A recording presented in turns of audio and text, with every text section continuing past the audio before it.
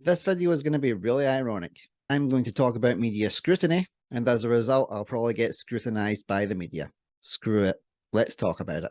Alright, troops.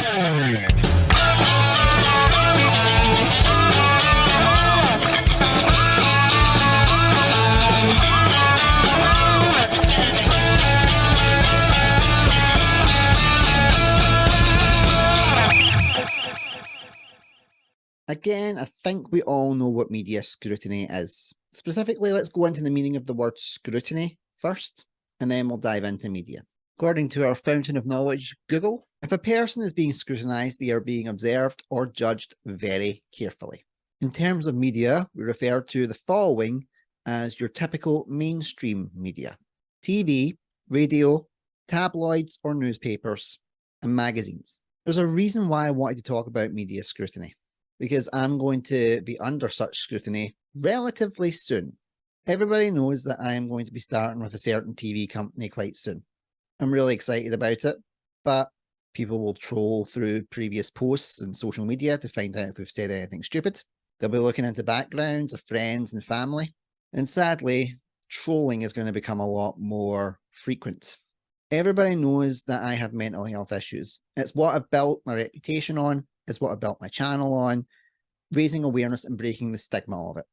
However, there are people that won't be as open-minded about mental health. I have frequently said that I have been removed from my kids and that I have tried to commit suicide on more than one occasion. It's extremely brave and extremely honest of me, but it could potentially backfire on me and people could look at me as unstable, unreliable, unprofessional, a lot of things that begin with un. Getting into this industry is all that I've ever wanted, and to think that something is going to be taken away from me because of issues in my brain chemistry that, quite frankly, I could not control is quite scary. Will I have to go back to an admin job just to hide from the scrutiny? Hell no, I am not going to do that. But will it still play on my mind? Hell yeah. So, what's the best solution for it?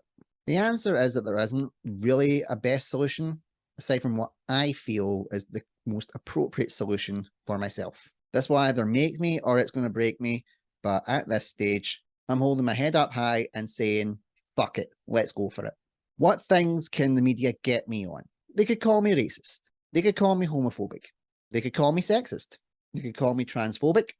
You see the trend here? There's nothing they can get me on any of those points. At least not as far as I'm concerned.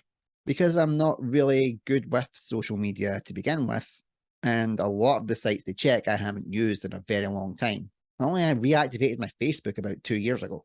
But there could be things in my past that they might want to dig into. So let's get it all out in the open. Have I used offensive words or terminology in the past? Yes, I have. I won't make excuses for it. It's wrong. I should not have done it. All those apologies have been made for historical events. And by historic events, I mean literally one time for each of the isms that I brought up previously. It required more education on the subjects, and I hold my head up high and admit it was wrong, and I've moved on in a positive way.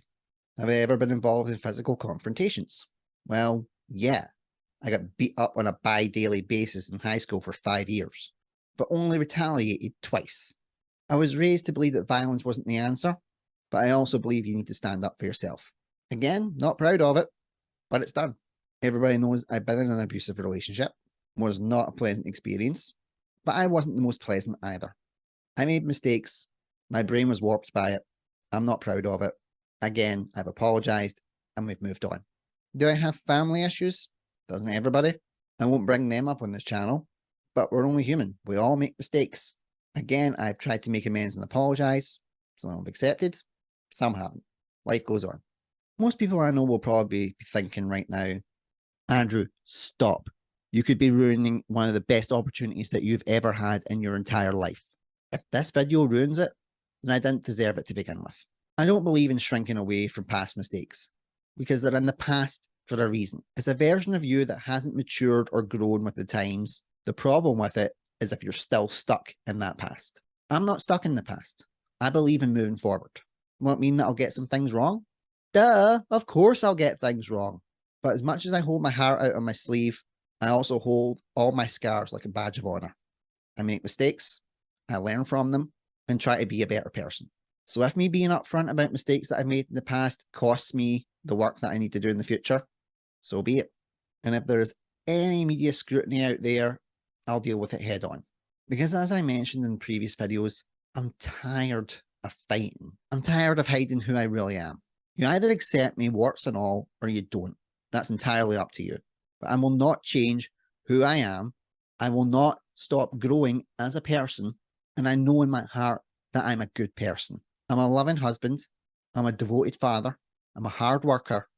And I care about those that truly mean the most to me. So that's my thoughts on media scrutiny.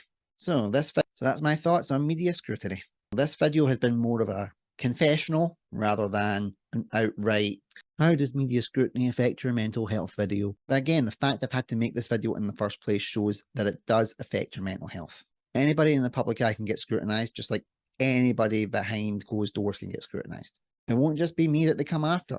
They'll probably come after family and friends to find out what I'm really like. Those that support me will stand by me, and the haters will come out and slander me. But I built my reputation on being honest and upfront with my audience, and I will always continue to do so. So to any media people that are out there thinking that they can go through and find any dirt or skeletons in my closet is wide open. I have nothing to hide, but I'm pretty boring, so you won't get any decent results. That's my thoughts on media scrutiny. We'll find out if this has had any results when I get scrutinized.